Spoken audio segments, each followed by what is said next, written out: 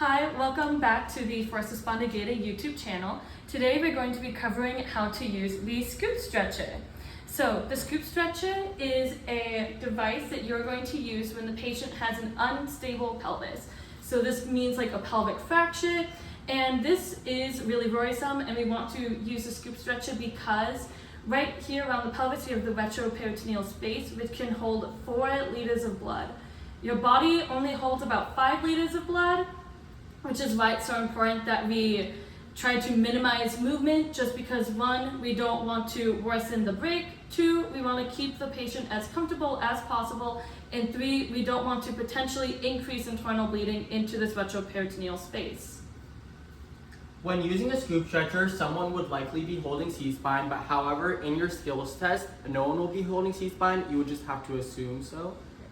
So you may see an unstable pelvis if there's been a motor vehicle collision, maybe an elderly person has fallen, some kind of mass trauma towards like the pelvic region. And so when you are doing your head to toe, the way they're going to check the pelvis is you're going to check it after the abdomen, but before the general sweep. You're going to put your hands on either side, and you're going to check by pushing in and down. And that will let you know if the pelvis is unstable or not, and then you can move forward and do the scoop stretcher if it is unstable. Alright, so when you're working with the scoop stretcher, you're going to notice a few pieces here. So right here at the top and then down here at the bottom, we have 2 clamps. This is how we're going to bring in these 2 sides and secure them together. As you can see right now, they're held together. And then also right here, you're going to notice these little red knobs. You might also see some like folding clamps. And this is how you're going to adjust the scoop stretcher to be the correct size of the patient. Here is where the patient's feet are going to go, and this is where the patient's head is going to go. So the first thing that you want to do is to measure this against the patient. And so we're just going to go ahead, lay it down on the floor carefully next to the patient. At no point should you ever be passing this over the patient, or at any point like having any piece of this over the patient, just because it is a very heavy piece of equipment, and the last thing that you want to do is to drop it on the patient.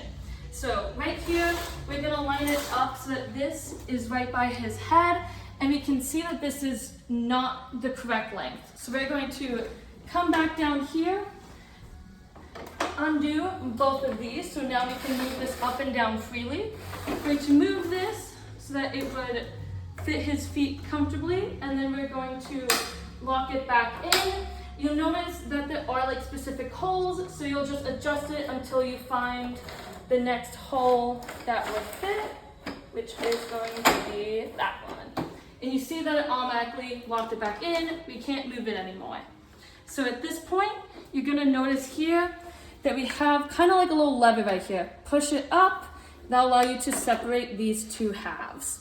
We're going to do that on the bottom as well as on the top. It is the same exact mechanism. And now we will take the 2 halves, keep one on his side. This is the right one, stays on the patient's right side. Left goes on the patient's left side. All right, so again, we're going to be very careful. We're not at any point going to lift this over the patient. Instead, come around and then slide it on the patient's side.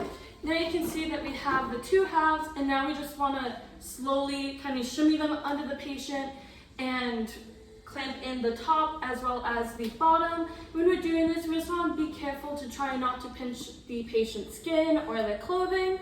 So you just want to be as gentle as you can, do it very gradually. So we're here at the top, and we're just going to gently start working this into the patient's side. And same on this side. So we are going to go ahead and start at the head. So up here, you just want to go ahead and bring in these 2 clamps. You'll hear it audibly, and you notice you can't pull them apart anymore. So then we can move over by the patient's lower half. Continue shimmying in these 2 sides. Be as gentle as you can. Slowly work them in, and then at the end by his feet, you're going to bring in the 2 halves, and again clamp it together. You'll hear it clamp, and once more, you cannot separate it.